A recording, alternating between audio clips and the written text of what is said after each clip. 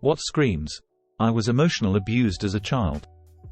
Assuming every person who's acting like they care about them will eventually betray them. My abusive dad's ex-girlfriend hated my mom and acted like a second mom to me for years and buttered me up. Then the literal day I turned 18, she had me write a false report about my mom being a bad mom towards my little sister. That could have gotten her removed from the home. I realized the day after that I had made a mistake and that I was manipulated for years and that she didn't actually love me. Both of my actual parents are abusive in their own ways, but damn it hurt coming from someone who I thought was on my side. Decision paralysis and extreme responsibility, fear of messing up. If they mess up, it's always their fault, and it always could have been avoided if they just thought more or researched more. In reality, a decision can be considered for a week and be right, and a year and be wrong. There are always unknowns. Risk is unavoidable. Children with high-pressure parents don't learn how to manage risk. They learn a mistake is always their fault, and ends in shame and punishment instead of growth and learning. I had, "You're going to ruin your life," parents, and now I can't even go grocery shopping without stressing over whether I really want that snack, or should I buy this flavor or that, or what is my budget. If it's a decision bigger than a snack, I frequently can't make a decision at all and agonize for months or years until I'm forced into a decision by circumstance. 0/10 do not recommend. My parents weren't high pressure. They were 100% the opposite. By 13 I had to fend for myself. Every decision was a huge one because I had zero support behind me. Number 13-year-olds should be responsible for themselves in that capacity. Hyper-independency. You have to become everything for yourself when you don't have someone to lean on. Hypervigilance. The elevated state of constantly assessing potential threats around you is often the result of a trauma. People who have been in combat, have survived abuse, or have post-traumatic stress disorder, PTSD, can exhibit hypervigilance. Edit. My first gold. Thank you so much, heart. Also, if anyone is looking for guidance on healing PTSD from abuse, I highly recommend Pete Walker's book, Complex PTSD, From Serving to Thriving. I always love these threads because this comment specifically makes me go, are there other causes, or was I abused? Welcome to the world's worst game show without winners, only losers. Not being able to tell how you feel or what you want because you learned that these things don't matter. Apologizing at every little thing when they didn't even do anything wrong. Becoming distant or suddenly quiet and retreating around certain topics or when someone raises their voice. Overall, having a long history from a young age of low self-esteem or self-worth, and not wanting to do specific and super minor things, or inversely, not wanting to forget about small minor things that aren't that big of a deal for fear of getting yelled at. Just a few that can be very obvious signs to me since I myself have a few of these same issues. I freak out when a male raises their voice.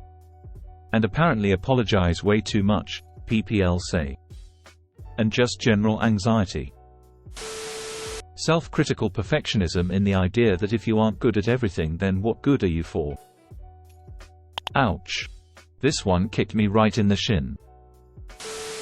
Being afraid to speak up about your interests out of fear of the other person judging and making fun of said interest as they don't like the same thing. My dad did this to me since I was 3.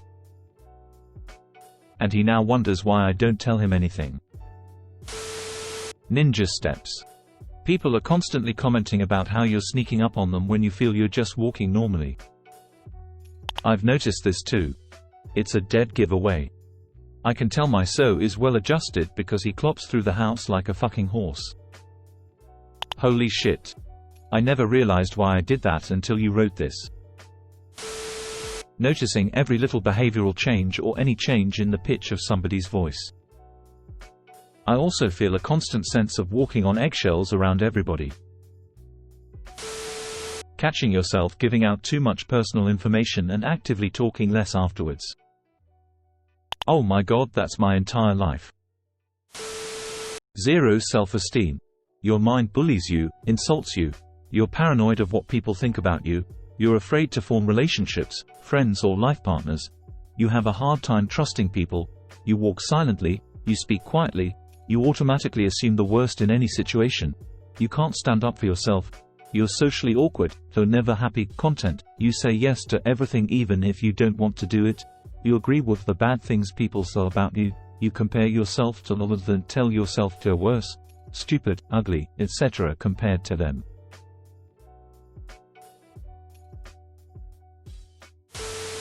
When you read this comment section and go, OFK, why is everything relatable? Incredibly anxious, perfectionists. Not being able to have boundaries. Not being able to accept help. Anticipating why people are mad at you even when they haven't communicated they're mad. They don't seem to be able to regulate strong emotions.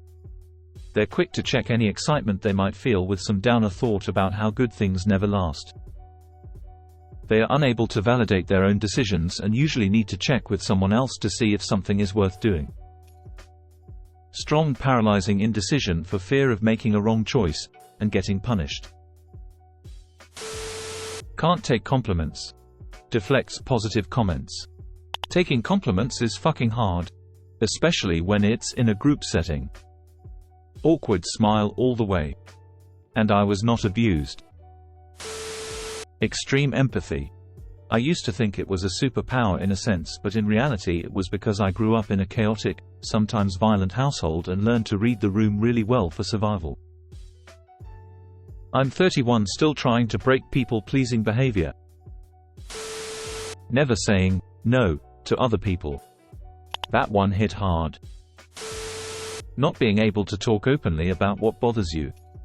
Taking off your earbuds to hear what's going on outside of your room. Walking and doing pretty much anything as quiet as you can. Eating as fast as you can to avoid being yelled at during dinner. Getting faster and faster heartbeats whenever you hear a loud sound. Self-sabotage, emotional distance, difficulty connecting. Being all lovey-dovey when someone treats you the bare minimum. I'm currently seeing a guy, and he's one of the best thing who ever happened to me. Because he doesn't leave when we disagree. The first time we did, I was absolutely sure he would leave and tell me I was too much to handle. Because last time I came with spontaneous willing to discuss an issue to go on together, the person told me I was too sensitive, too much to handle, and that he wasn't ready, in fact, for such commitment. Even if he was the one who asked me to become exclusive. I felt destroyed, not because of the breakup. 6 months later he was just a mistake with a nice beard and butt, but because I felt like I was a burden, not legitimate to share my feelings with my partners after not being able to share it with my parents. He can just encourage me and I feel like he's giving me a kidney. Or just tell me, you know, it's interesting when you talk, when I say I might be bothering him. Just sad it happens when I'm now terrified of the idea to trust anyone outside of my sister and mom. Flinching when someone goes to touch you. Along those lines, not knowing how to feel when someone hugs you, and you end it quickly. Being quiet and struggling to make routine decisions like when asked which restaurant they prefer. Being a loner, having no friends. Not talking to anyone because everything you say is criticized and judged. Being a people pleaser. For starters. The inability to admit, accept fault often comes from parents who went way overboard with their punishments. The person has associated failure, fault with being tortured and will avoid it like it is. Constantly asking, "Are you mad at me?" when someone gets quiet all of a sudden. Telling people what you think is a funny family story, only to have them react with absolute horror. Feeling like something is wrong or something bad is going to happen when you are happy. Whenever I realize I'm having a good time, I immediately shut down and become very withdrawn. I can never live in the moment. Impulsively putting earnest effort into delicately closing doors to minimize sound. From my professional experience, 1. The absolute need of controlling and knowing everything. Who is where doing what. When will they be back? 2. Trying a tiny bit too desperate to make everyone like you. Trying to guess what they want from you. Copying a person's behavior. 3. Lack of self-awareness. Like inability to actually retail about themselves, deal with themselves, their emotions, their needs. Working like a machine because even if you do 110% of the things you don't feel like it's enough. Jesus, do I even have a personality or am I just trauma responses?